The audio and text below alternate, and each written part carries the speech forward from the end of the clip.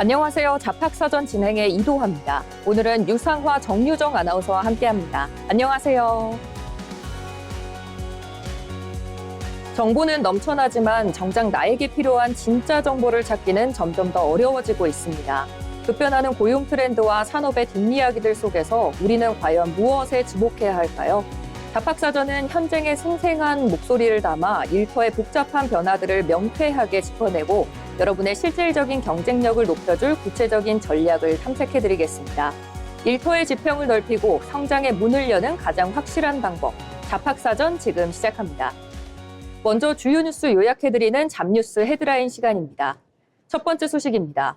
정부가 산업재해 대응 체계를 기존의 전면 점검 중심에서 반복사고 사업장 선별 감독 체계로 전환하기로 했습니다.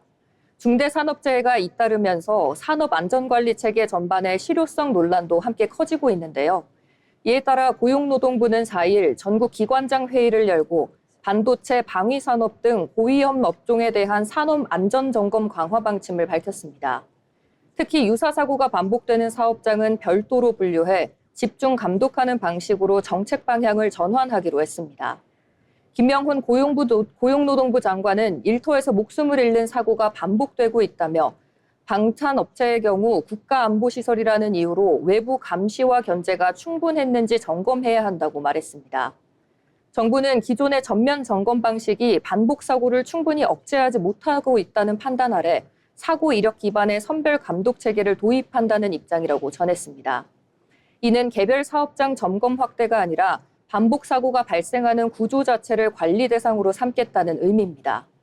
정부는 반도체, 방산 등 주요 업종을 대상으로 산업 안전과 근로 기준에 대한 긴급 합동 점검도 병행하기로 했습니다.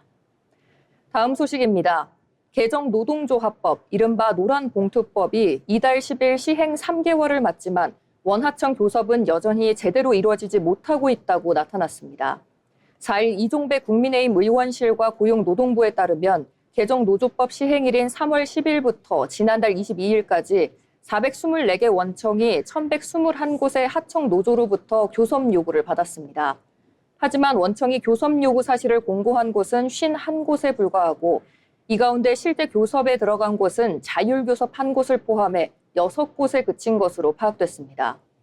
개정 노조법 시행으로 하청 노조와의 교섭 부담을 새로 떠안게 된 원청들이 법적 판단을 최대한 받아보려는 움직임을 보이면서 교섭 절차가 지연되고 있다고 밝혔습니다.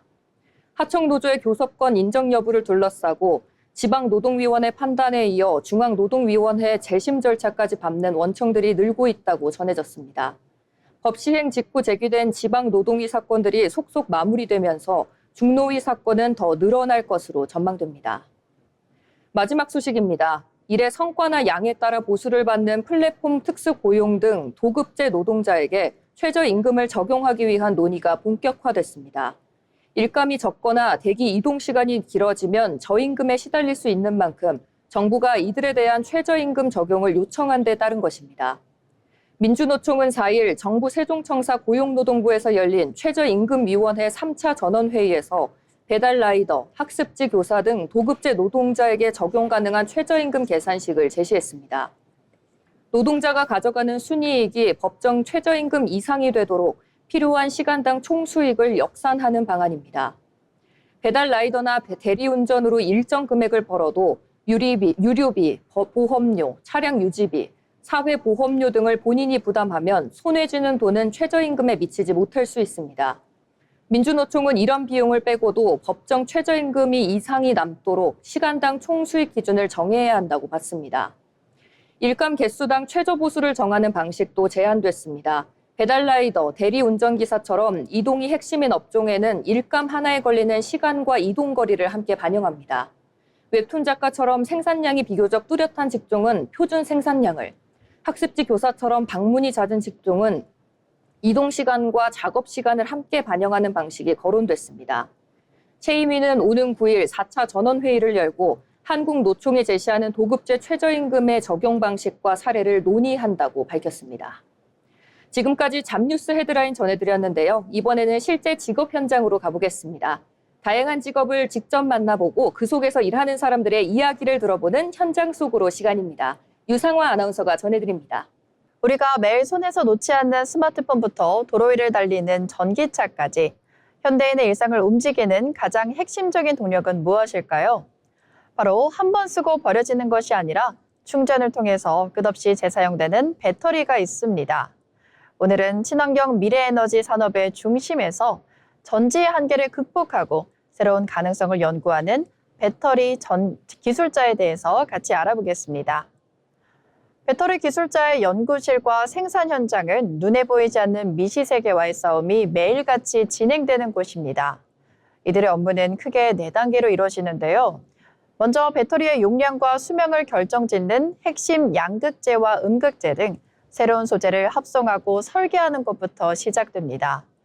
이렇게 소재가 개발되면 이를 얇은 필름 형태로 만들어서 조립하는 셀 제조 공정을 거치게 되는데요. 하지만 가장 중요한 건 그 다음 공정부터입니다. 날씨가 너무 추운 날 바깥에서 갑자기 핸드폰 배터리가 꺼졌던 경험 한 번쯤 다들 있으시죠? 이렇게 극한의 추위나 더위 속에서도 배터리가 터지지 않고 안전하게 작동하는지, 또 수백 번 충전을 해도 성능이 유지되는지 성능 및 안전성 검증 평가를 반복합니다. 이 모든 과정을 거치고 나서야 비로소 우리가 일상에서 사용하는 배터리가 대량 생산 공정으로 넘어가게 됩니다. 그렇다면 배터리 기술자가 되기 위해서는 어떤 자질이 필요할까요? 무엇보다 화학, 재료공학, 그리고 전기전자공학까지 아우르는 융합적인 이공학 지식이 필수적입니다. 꼭 이수해야 하는 특정 과목이 정해져 있는 것은 아닌데요. 제조업 특성상 이공계 전공자들이 주로 진입하게 됩니다. 여기에 더해 집요함과 인내심 또한 무엇보다 중요한 덕목이 될 텐데요. 배터리 효율을 단 1%라도 올리기 위해서 수개월 동안 수천 번의 실험과 실패를 반복해야 하는 특성이 있습니다. 쉽게 지치지 않는 연구 정신이 밑바탕돼야 한다고 볼 수 있겠습니다. 또 하나 잊지 말아야 할 기본 소양은 바로 안전의식입니다. 작은 결함이 큰 화재나 폭발로 이어질 수 있는 만큼 공정 전반에서 완벽을 기하는 섬세함이 요구됩니다. 아울러 현재 배터리 산업은 전 세계를 무대로 치열한 주도권 싸움이 벌어지고 있습니다. 그렇기 때문에 글로벌 트렌드에 대해서 알아두는 것도 직무 수행에 큰 도움이 될 것입니다. 스마트폰에부터 각종 전자기기를 넘어 이제는 전기차와 같은 이동수단까지 우리 삶엔 없어서는 안 될 배터리에 대해서 연구하고 설계하는 배터리 기술자에 대해서 알아봤습니다. 지금까지 현장 수고로였습니다.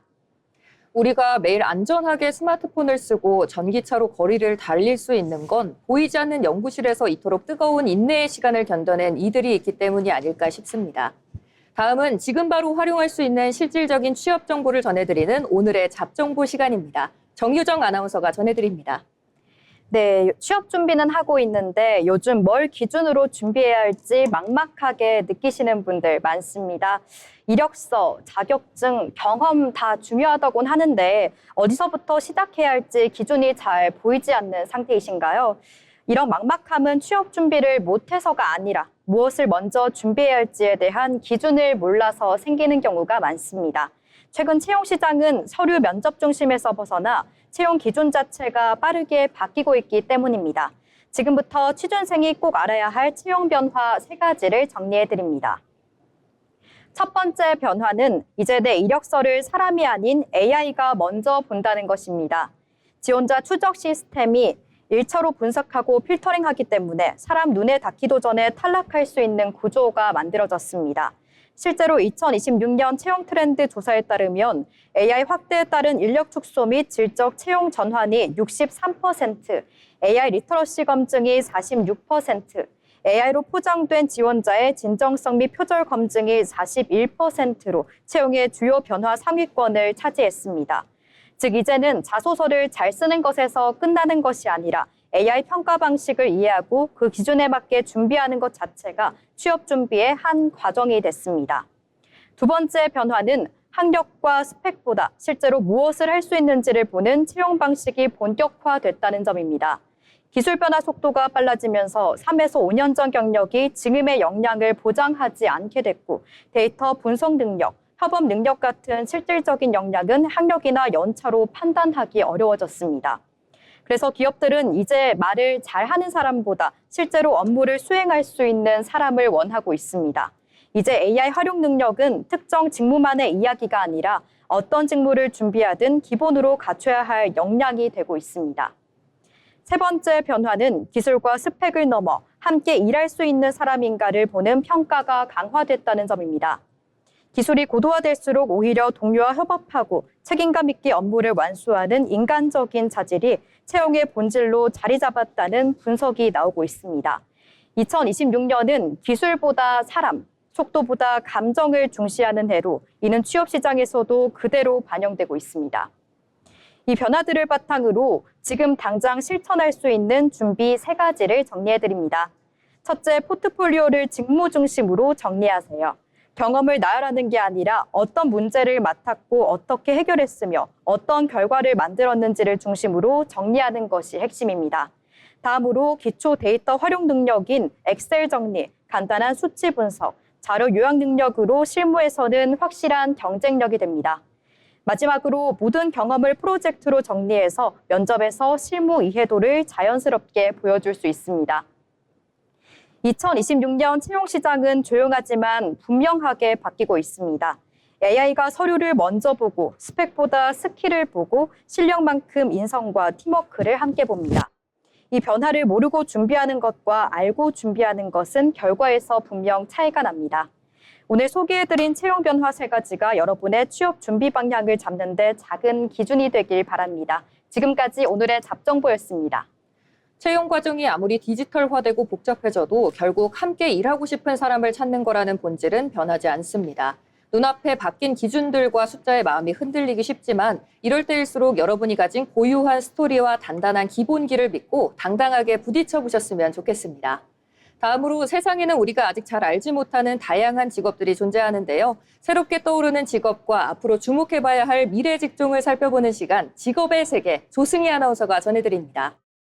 생소한 직업, 미래 유망 직종 등을 탐구하는 직업의 세계 시간입니다. 오늘은 현실이 아닌 가상공간 속 도시를 만드는 직업, 가상도시 설계자에 대해 알아보겠습니다.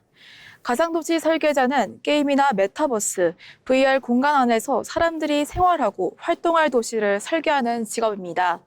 쉽게 말해 현실의 건축가가 실제 도시를 만든다면 가상도시 설계자는 디지털 공간 속 도시를 만드는 사람이라고 할 수 있는데요. 최근에는 게임뿐 아니라 메타버스와 가상현실 기술이 빠르게 발전하고 있습니다. 과거에는 게임 속 공간이 단순한 배경에 불과했다면 최근에는 사람들이 직접 모이고 소통하는 공간으로 변화하고 있습니다. 예를 들어 가상 공간 안에서 친구를 만나 대화를 나누거나 콘서트를 관람하고 쇼핑을 하는 사례들도 늘어나고 있습니다. 실제로 세계적인 기업들은 가상 전시관이나 가상 매장을 구축하고 있으며 교육기관 역시 가상교실을 활용한 수업을 시도하고 있습니다. 이처럼 사람들이 디지털 공간에서 보내는 시간이 늘어나면서 그 공간을 더 편리하고 재미있게 만드는 역할 역시 중요해지고 있는데요. 결국 현실 속 도시가 필요하듯 가상 세계에도 사람들이 활동할 도시가 필요해진 겁니다. 그렇다면 가상도시 설계자는 어떤 일을 할까요? 먼저 도시의 목적을 정합니다. 게임을 위한 도시인지, 쇼핑을 위한 공간인지, 교육을 위한 캠퍼스인지에 따라 설계 방식이 달라집니다. 그 다음 건물의 위치와 크기, 도로와 광장, 공원과 평일시설 등을 배치합니다. 또한 사람들이 공간을 이용할 때 불편함이 없도록 이동 동선도 설계합니다. 예를 들어 많은 사람들이 모이는 공간이라면 넓은 광장을 만들고 자주 이동해야 하는 공간이라면 이동 거리를 최소화합니다. 설계가 끝나면 3D 프로그램을 활용해 실제 모습처럼 구현하기도 하는데요. 이후 이용자들이 공간을 어떻게 사용하는지 분석하며 필요한 부분은 수정하거나 개선하게 됩니다. 즉 단순히 예쁜 도시를 만드는 것이 아니라 사람들이 편리하고 즐겁게 사용할 수 있는 도시를 만드는 것이 핵심입니다. 가상도시는 현실에 존재하지 않는 공간인 만큼 새로운 아이디어를 자유롭게 구현할 수 있어야 합니다. 또한 건축과 도시 설계에 대한 기본적인 이해도 중요합니다. 아무리 화려한 공간이라도 사람들이 사용하기 불편하다면 좋은 도시라고 할 수 없기 때문인데요. 여기에 더해 3D 모델링과 그래픽 프로그램을 다루는 능력도 필요합니다. 최근에는 가상현실과 인공지능 기술이 발전하면서 디지털 기술에 대한 이해 역시 중요해지고 있습니다. 무엇보다 중요한 것은 사람에 대한 이해입니다.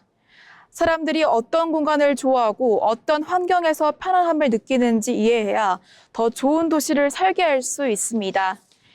앞으로 가상현실과 메타버스 기술이 발전할수록 가상공간 역시 더욱 다양해질 것으로 예상됩니다. 이에 따라 사람들이 생활하고 활동할 디지털 도시를 설계하는 전문가의 역할도 확대될 전망인데요. 미래에는 현실의 건축가만큼이나 가상공간의 건축가 역시 중요한 직업이 될 수 있습니다. 지금까지 직업의 세계 시간이었습니다. 이제 도시라는 개념이 우리가 발을 딛고 있는 집 표면을 넘어 가상의 세계로까지 무한히 확장되고 있습니다. 보이지 않는 공간에 질서를 부여하고 새로운 문화를 설계하는 이들의 활약이 우리의 일상을 또 어떻게 바꿔놓을지 기대가 됩니다. 이번 시간은 변화하는 사회 속에서 우리의 일하는 방식을 들여다보는 잡토크 시간입니다. 평생 직장이라는 울타리가 허물어진 자리에 이제는 직무조차 아주 잘게 쪼개지고 있습니다. 프로젝트 단위로 필요한 기술만 짧게 빌려 쓰고 빌려주는 이른바 마이크로잡의 시대가 열린 건데요. 아침에는 로고를 디자인하고 오후에는 데이터 라벨링을 하며 저녁에는 AI 프롬프트를 설계하는 시기입니다. 일터의 개념을 완전히 바꾸고 있는 이 현상, 과연 우리에게 축복일까요? 아니면 다른 굴레일까요?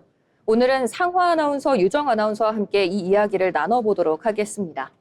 네, 데이터를 보면 이 흐름은 이미 거스를 수 없는 흐름인 것 같습니다. 2026년 상반기 조사에 따르면 국내 주요 기업 10곳 중 6곳이 정기 채용 대신 특정 과업만 맡기는 태스크 단위 고용을 선호한다고 답했습니다. 기업 입장에선 고정비 부담을 획기적으로 줄이면서도 특정 분야의 초고소 전문가를 필요한 순간에만 즉시 활용할 수 있다는 엄청난 효율성이 있습니다. 이건 경영 효율을 넘어서 산업의 유연성을 높이는 혁신이라고 볼 수 있겠죠. 네, 하지만 혁신이라는 화려한 수식어 뒤에 가려진 현장의 목소리는 사뭇 다릅니다.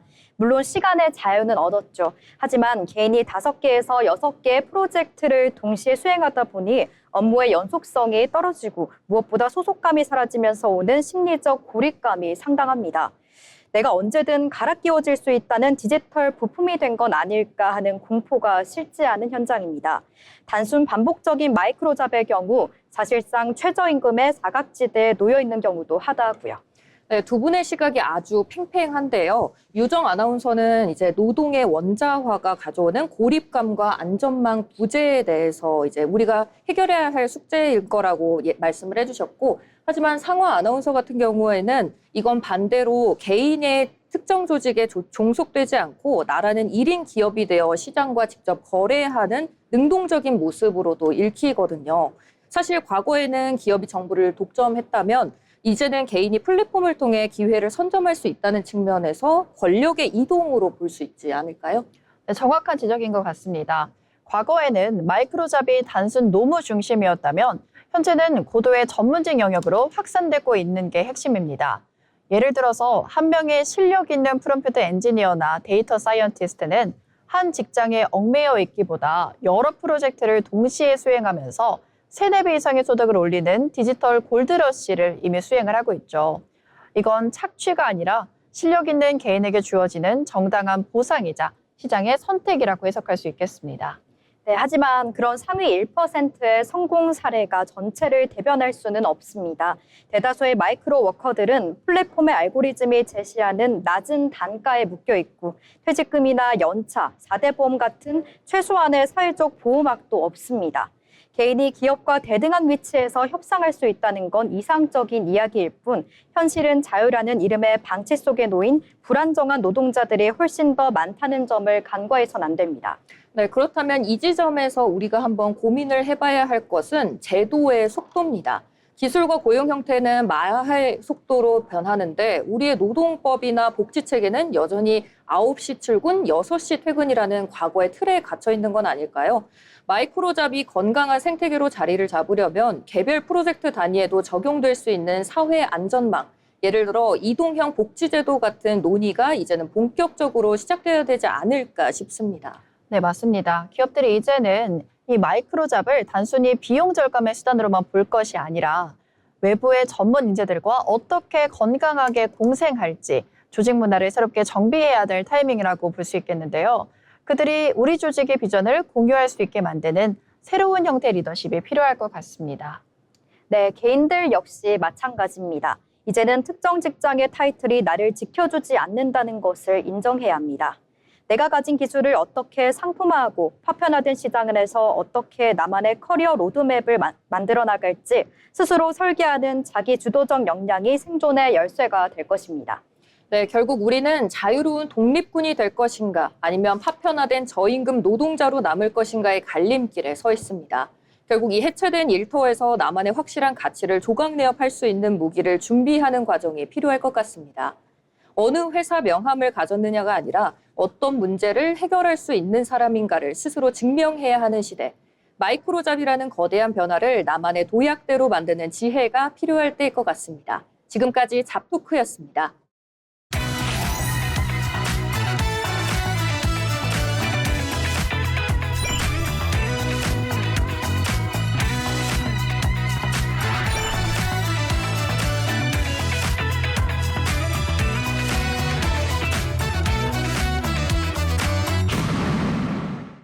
이렇게 빠르게 사회가 변하고 있지만 그 와중에도 묵묵히 자신의 길을 걸어가는 사람들이 있습니다. 평범하지만 특별한 일을 하는 사람들의 이야기, 자빈 스토리를 김수현 아나운서가 전해드립니다. 여러분은 여행하면 어떤 단어가 떠오르시나요? 힐링이나 휴식 혹은 짜릿한 모험이 떠오르실 겁니다. 오늘 자빈 스토리에서 만나볼 분은 이 여행 중에서도 가장 거칠고 짜릿한 익스트림 스포츠를 선사하는 CEO입니다. 패러글라이딩으로 하늘을 날고 서핑으로 파도를 가르고 또 사륜 산악 오토바이로 거친 흙길을 달리는 프로그램을 만드는데요. 여기까지만 들으면 그냥 평범한 아웃도어 전문가라고 생각하실지도 모르겠습니다. 그런데 이분의 반전은요, 이 모든 모험을 휠체어에 앉아서 진두지휘한다는 겁니다. 국내 최초로 장애인 전문 액티비티 여행사 무빙트립을 이끌고 있는 신현호 대표의 인생 이야기입니다. 신현호 대표는 4살이라는 아주 어린 나이에 샤르코마리투스라는 희귀 난치병 진단을 받았습니다. 나이가 들수록 온몸의 근육이 조금씩 굳어가는 병인데요. 결국 고등학교 때부터는 걸을 수 없게 되면서 휠체어와 한몸이 됐습니다. 지체장애 1급, 청춘의 문턱에서 마주한 현실은 참 막막했을 겁니다. 하지만 대표님은 기죽지 않았는데요. 대학에서 경영학을 전공하면서 악착같이 미래를 준비했다고 합니다. 그러다 어느 날 기분 전환 겸 여행을 떠났는데 그곳에서 인생이 바뀌는 충격적인 경험을 하게 됐다고 합니다. 턱이 높아서 들어가지 못하고 계단이 있어서 이동을 못하고 무엇보다 장애인이 무슨 여행이냐는 주변의 차가운 시선이 너무 마음 아팠다고 합니다. 왜 장애인은, 그때 신현호 대표는 생각했습니다. 왜 장애인은 맨날 방 안에만 있거나 동정의 대상으로만 보여야 할까? 우리도 남들처럼 멋지게 여행할 수 있지 않을까라고요. 그래서 2018년 직접 팔을 걸어붙이고 만든 게 바로 무빙트립입니다. 단순히 휠체어가 갈 수 있는 완만한 산책로를 소개해주는 여행사가 아닙니다. 눈으로만 보는 여행은 가라, 몸으로 직접 느끼자. 이게 바로 이 회사의 모토인데요. 신현호 대표는 새로운 여행 상품을 개발하는 방식도 아주 화끈합니다. 본인이 직접 휠체어를 탄 채로 패러글라이딩 활공장에서 뛰어내리고 또 바다에 뛰어들어 스킨스쿠버를 해봅니다. 내가 해봤더니 안전하더라. 그러니 당신들도 할 수 있다. 이 진심 어린 한마디와 행동에 평생 집 밖으로 나오기 두려워했던 수많은 장애인과 그 가족들이 문을 열고 나오기 시작했다고 합니다. 이제 무빙트립은 오프로드 투어, 바다 낚시 등 10가지가 넘는 자체 액티비티 프로그램을 가진 어엿한 강소기업으로 우뚝 섰습니다. 영리와 비영리를 넘나들면서 사회적 가치를 만들어내는 신 대표님의 공로를 인정받아 중소벤처기업부 장관 표창은 물론이고요. 또 문화체육관광부 자문위원으로도 활발히 활동 중이라고 합니다. 그의 꿈은 여기서 멈추지 않는데요. 이제는 국내를 넘어 해외까지 장애인들이 편하게 액티비티를 즐길 수 있는 글로벌 환경을 만드는 게 목표라고 합니다. 더 나아가 더 많은 장애인들에게 멋진 일자리를 선물해주고 싶다는 따뜻한 포부도 담겨 있습니다. 신현호 대표는 말합니다. 장애는 무언가를 못하는 이유가 아니라 오히려 새로운 방식을 찾아내게 만든 원동력이었다고요. 어쩌면 우리도 살아가면서 저만의 휠체어와 높은 장벽을 마주할 텐데요. 그럴 때 난 이것 때문에 안 돼 라며 포기하기보다 신현호 대표처럼 그럼 다른 방법으로 뛰어넘어 볼까? 라고 고개를 들어보는 건 어떨까요? 장애가 장벽이 되지 않는 세상을 만드는 청년 기업가 신현호 대표의 거침없는 질주를 자빈스토리가 언제까지나 응원하겠습니다. 지금까지 자빈스토리였습니다. 휠체어를 탄 채 하늘을 날고 바다를 가르는 신현호 대표의 거침없는 도전은 어쩌면 우리 스스로가 마음속에 쌓아올린 장벽들을 부끄럽게 만듭니다. 이것 때문에 안 되라는 핑계 대신 다른 방법으로 해보자는 그 긍정의 에너지가 여러분이 마주한 삶의 높은 턱을 가뿐히 뛰어넘는 단단한 용기가 되었길 바라겠습니다. 이번 시간은 경제로 보는 일터입니다. 경제의 변화는 곧 일의 방식과 일자리의 모습에도 영향을 미치죠. 이번 시간에는 경제 흐름을 통해 산업과 일터의 변화를 함께 들여다보겠습니다. 노하늘 아나운서가 전해드립니다. 경제 흐름을 통해 우리 일터를 들여다보는 시간, 경제로 보는 일터입니다. 요즘 우리 경제 이야기를 할 때 항상 빠지지 않는 단어가 있습니다. 바로 반도체인데요. 인공지능 열풍이 이어지면서 고성능 반도체 수요가 크게 늘고 있고 반도체 수출도 한국 경제를 끌어올리는 핵심 동력으로 꼽히고 있습니다. 그런데 이상한 점이 하나 있습니다. 반도체는 호황이라는데 청년 일자리는 여전히 줄어들고 있습니다. 오늘은 반도체 호황 속에서도 청년 일자리가 줄어드는 이유를 경제와 산업 구조의 변화 속에서 함께 살펴보겠습니다. 먼저 최근 고용 지표부터 보겠습니다. 국가데이터처가 발표한 2026년 4월 고용 동향에 따르면 전체 취업자 수는 2,896만 1,000명으로 1년 전보다 7만 4천 명 증가했습니다. 겉으로 보면 일자리가 늘어난 것처럼 보이지만 청년층만 따로 보면 이야기가 달라집니다. 15세에서 29세 청년층 고용률은 43.7%로 1년 전보다 1.6%포인트 하락했습니다.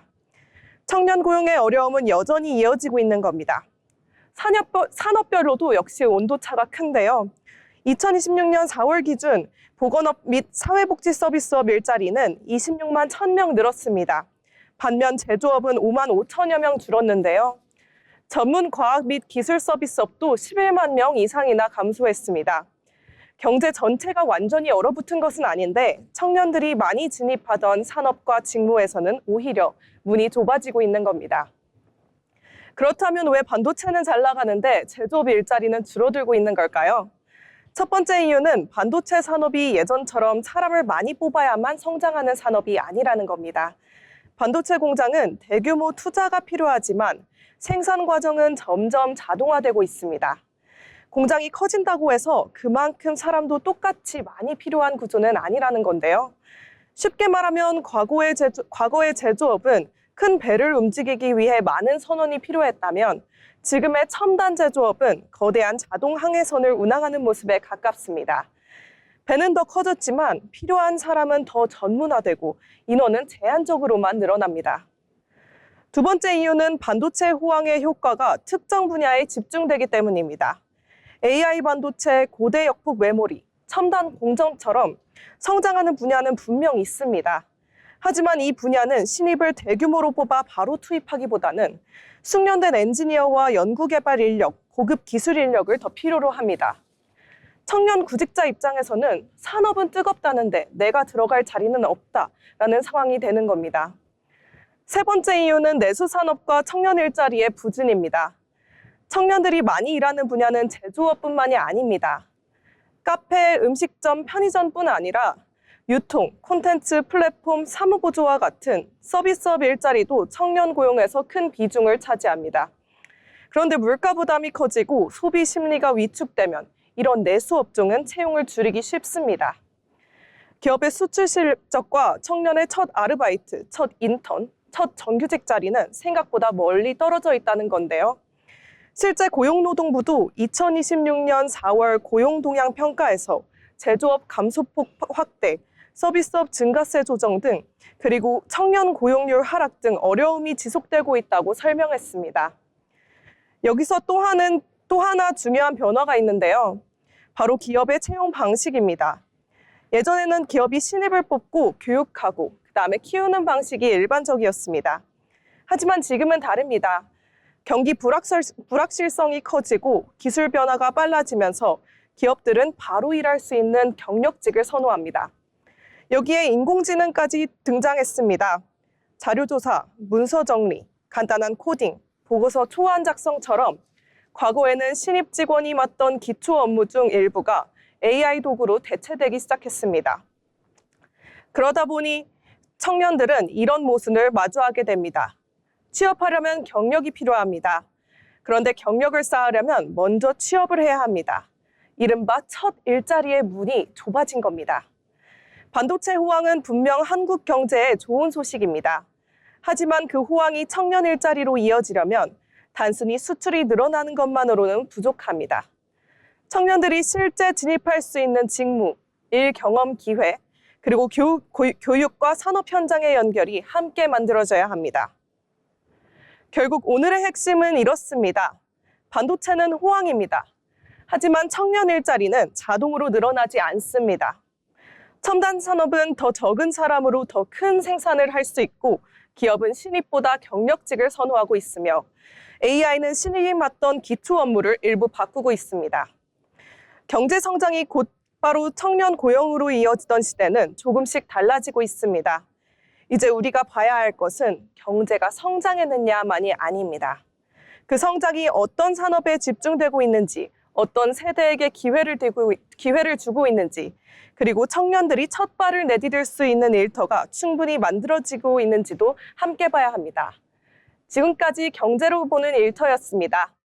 이제는 단순히 경제가 성장했느냐를 넘어 그 성장이 우리 청년들에게 실제로 기회를 주고 있는지 냉정하게 돌아봐야 하는 때인 것 같습니다. 이번 시간은 데이터로 본 일터 잡이슈 시간입니다. 통계와 데이터를 통해 요즘 노동시장에서 나타나는 변화를 살펴보는 시간인데요. 청년들의 취업만큼이나 주목되는 것이 중장년층 취업입니다. 최근 한국개발연구원 KDI 데이터를 보면 일하고 싶어하는 중장년층은 늘었지만 막상 이들이 일하는 일터의 질은 급격히 떨어지는 것으로 나타났습니다. 네, 맞습니다. 대기업에서 평생 사무직으로 근무를 하신 분들도 퇴직 후엔 결국 경비나 청소 같은 단순 노무직으로 재취업하는 분들을 종종 보게 되는데요. 평생 쌓아온 전문 지식과 노하우가 은퇴와 동시에 끊기게 되는 안타까운 경우라고 볼 수 있습니다. 이는 데이터로도 증명이 되는데요. KDI가 연령별 직무 변화를 추적해보니 기획이나 조직관리 같은 분석사회 직무 비중은 50대를 기점으로 폭락을 했습니다. 반면에 그 자리를 육체노동인 반복 신체 직무가 급격하게 채우는 현상이 숫자로 고스란히 증명이 됐습니다. 네, 더 안타까운 점은 이제 여성 취업자들의 데이터입니다. 여성은 출산과 육아로 인한 경력 단절 때문에 이러한 직무 단절이 겪는 시기가 30대 또는 40대로 남성보다 훨씬 이르게 나타났다고 하는데요. 네, 맞습니다. 여기서 제가 한 가지 의문점이 드는데요. 이러한 현상이 새로운 기술이나 급변하는 업무 환경에 맞추다 보니 생기는 자연스러운 결과가 아닐까요? 라는 의문이 생기는데요. 세대 교체 과정에서 일어나는 통상적인 흐름으로 보는 시각도 있을 것 같습니다. 네, 이번 KDI 보고서의 핵심이 바로 그 편견과 의구심을 깨부수는 것입니다. 교육 수준과 개인의 능력을 통계적으로 통제 분석했더니 중장년층이 단순 노무직으로 밀려나는 건 구조적인 문제일 뿐 근로자의 능력 저하 때문이 아니라는 결과가 나왔습니다. 업무를 충분히 해낼 수 있는 뛰어난 능력을 갖추고도 단지 나이 때문에 밀려난다는 거군요. 그렇다면 왜 우리나라 노동시장에서는 유독 이런 일이 심하게 일어나는 걸까요? 네, 바로 나이가 들수록 연봉이 자동으로 오르는 과도한 연공서열형 임금 체계 때문입니다. 기업 입장에선 중장년층의 고용 비용이 올라갈수록 너무 부담을 느끼게 되고 그래서 조기 퇴직을 유도하게 되고 결국 이들은 비정규직 시장으로 내몰리게 되는 결과라까지 이어지게 됩니다. 네, 맞습니다. 이미 시작된 고령화 시대에 대응하려면 노동시장의 구조 개혁이 시급합니다. 근속 연수가 아니라 직무 성과에 따라 임금을 주는 직무급제를 확대하고 퇴직 후에도 기존 업무를 이어갈 수 있는 재고용 제도를 활성화해야 하지 않을까 싶습니다. 평생 바쳐서 쌓은 노하우가 단지 나이라는 장벽 때문에 이제 사장되는 현실은 사회적으로도 굉장히 큰 손실일 거라고 생각합니다. 나이가 들어서도 내 전문 전공을 발휘하면서 당당하게 일할 수 있는 일터가 하루빨리 정착되기를 바라겠습니다. 다음은 유정 아나운서가 준비한 주제로 이야기 나눠볼 텐데요.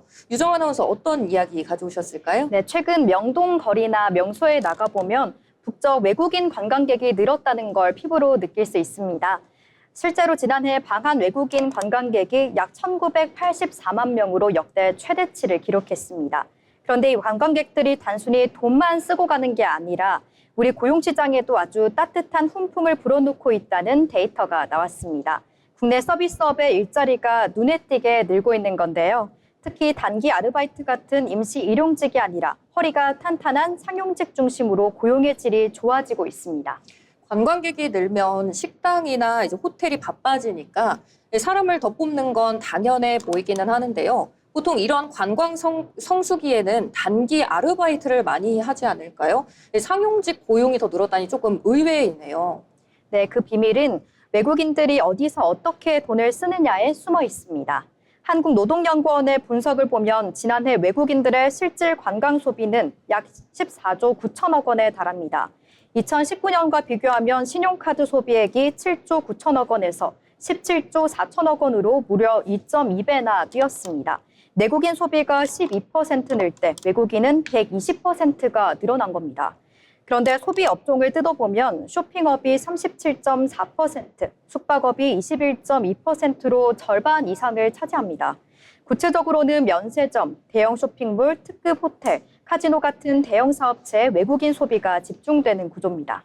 그러니까 동네 작은 기업들보다는 대기업이나 대형 체연 중심으로 외국인들이 몰린다는 말씀이신 것 같은데요. 대형 사업체들은 사람을 뽑을 때 체계적으로 정규직이나 계약직 같은 안정적인 상용직으로 뽑기 때문에 고용이 늘어난다는 해석이 되겠네요. 네, 실제로 대형 호텔이나 면세점은 외국인을 응대할 전문 인력이 상시 필요하잖아요. 예를 들어 요즘 명동의 한 대형 쇼핑몰은 영어뿐만 아니라 중국어, 일어, 아랍어까지 가능한 고정 안내 데스크 직원을 대거 정직원으로 채용합니다. 그렇다 보니 데이터에서도 차이가 확연히 드러납니다. 외국인 관광객 증가가 고용으로 이어지는 데는 약 4개월의 시차가 존재하는데요. 5개월의 무렵부터 상용직 근로자가 뚜렷하게 증가해 9개월 뒤에 정점을 찍습니다. 반면 임시 일용직 근로자는 통계적으로 유의미한 증가세가 나타나지 않았습니다. 관광객 증가가 고용의 양뿐만 아니라 질까지 끌어올린 셈이죠. 숫자로 체감이 잘 되지 않는데 이제 관광객이 얼마나 들어와야 일자리가 실제로 만들어지는 걸까요? 눈에 보이는 구체적인 효과가 궁금합니다. 네, 연구원에 따르면 어떤 특정 월의 외국인 관광객이 전달보다 10% 증가하잖아요. 그럼 6개월 뒤에 서비스업 전체에서 약 6천 명의 임금 근로자가 추가로 고용되는 효과가 나타납니다. 네, 단순히 관광객이 많이 와서 좋다를 넘어서서 청년들이나 구직자들이 원하는 안정적인 일자리를 만드는 효자 노릇을 톡톡히 하고 있었던 것 같습니다. 네, 그렇죠. 게다가 이 흐름이 반짝 효과가 아니라 올해도 계속 이어지고 있다는 게 고무적입니다. 노동연구원에서도 올해 이런 관광 호조세가 이어진다면 교용 규모 자체를 늘리는 것은 물론이고 우리 노동시장의 고질적인 문제인 고용 불안정성을 완화하는 데에도 큰 기여를 할 것이라는 긍정적인 전망을 내놓았습니다. 외국인 한 명 한 명이 이제 우리의 일터를 지키고 키워내는 소중한 원동력이 되고 있었군요. 이 훈풍이 서비스업을 넘어서 내수시장 전체로 따뜻하게 퍼져나가기를 기대해 보겠습니다. 지금까지 데이터로 본 일터였습니다.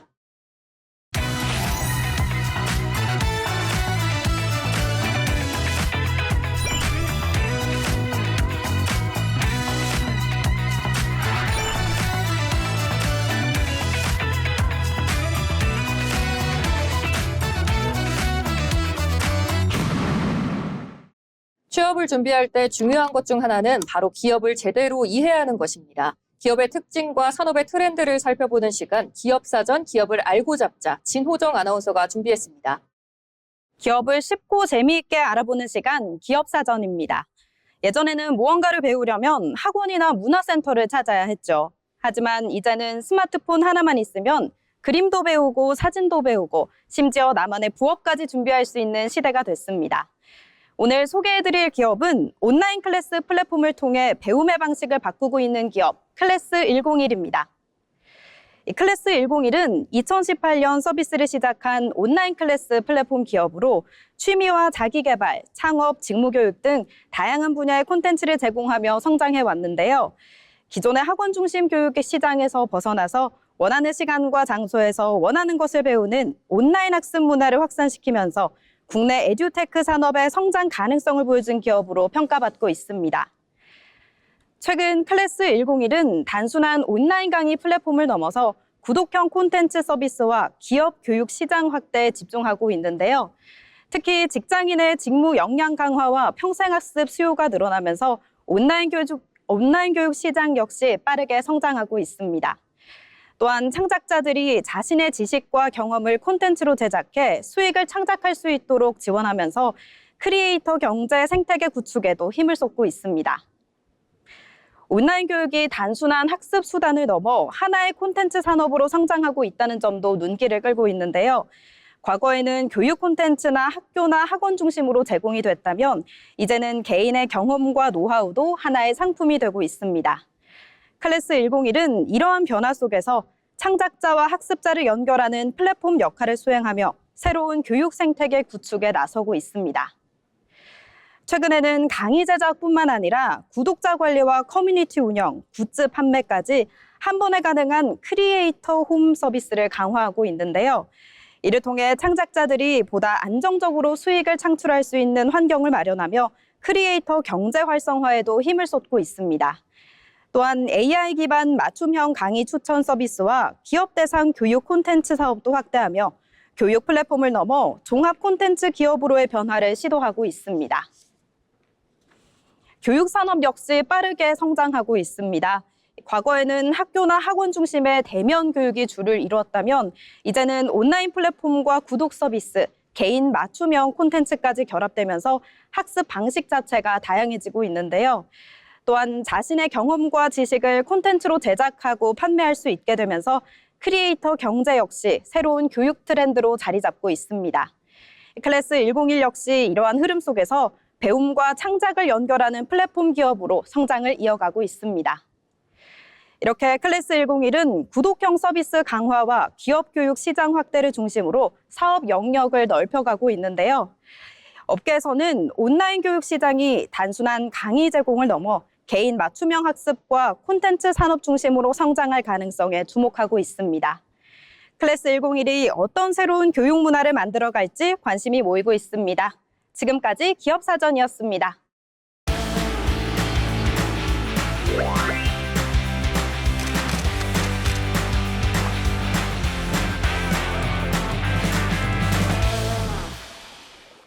전국의 맛집과 축제, 핫플레이스를 소개해드리는 어디 갈까 시간입니다. 여러분은 마지막으로 책을 펼쳐본 게 언제인가요? 요즘은 짧은 영상에 익숙한 시대지만 오히려 책을 찾는 젊은 세대도 늘고 있다고 하는데요. 오늘 소개해드릴 곳은 바로 국내 최대 규모의 책 축제 2026 서울국제도서전입니다.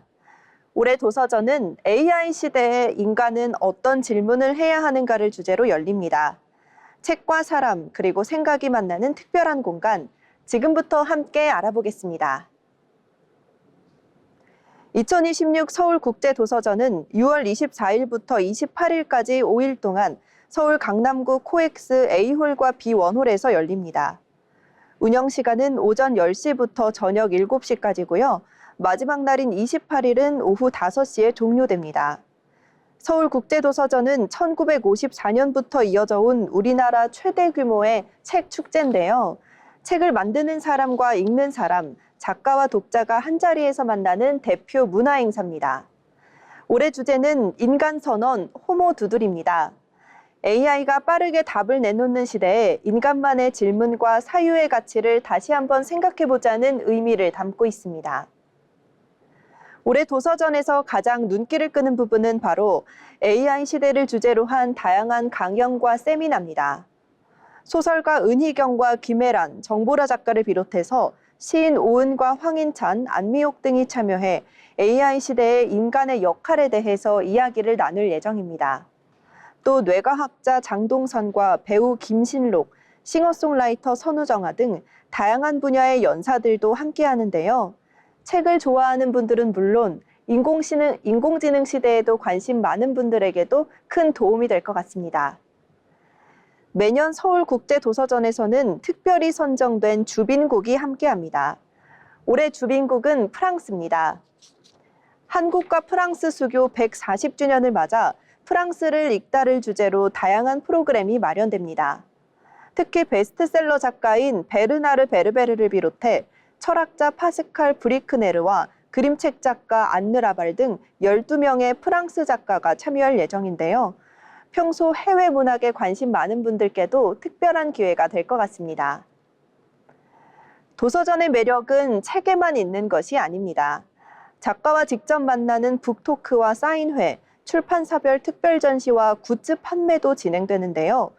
최근에는 이른바 텍스트임 열풍과 함께 도서전 자체가 하나의 문화축제로 자리 잡고 있습니다. 독립출판 부스와 한정판 굿즈, 포토존을 찾아다니는 재미도 쏠쏠하다고 하니까 책을 좋아하지 않는 분들도 부담 없이 즐길 수 있을 것 같습니다. 도서전을 조금 더 알차게 즐기고 싶다면 미리 관람 계획을 세워보는 것도 좋겠습니다. 인기 북토크와 강연은 조기 마감되는 경우가 많아서 사전 예약 여부를 확인하는 것이 좋고요. 또 비교적 한산한 평일 오전 시간대를 방문하시면 보다 여유롭게 관람하실 수 있습니다. 이렇게 오늘은 2026 서울국제도서전을 소개해드렸습니다. AI가 빠르게 답을 내놓는 시대에 이번 도서전은 우리가 어떤 질문을 던지며 살아갈 것인지 생각해보는 특별한 시간이 될 수 있을 것 같습니다. 지금까지 어디 갈까였습니다. 마지막으로 알아두면 도움이 되는 생활 정보를 전해드리는 알쓸정 시간입니다. 전혜영 아나운서가 전해드립니다. 매달 나가는 가스와 전기요금 잘 확인하고 계신가요?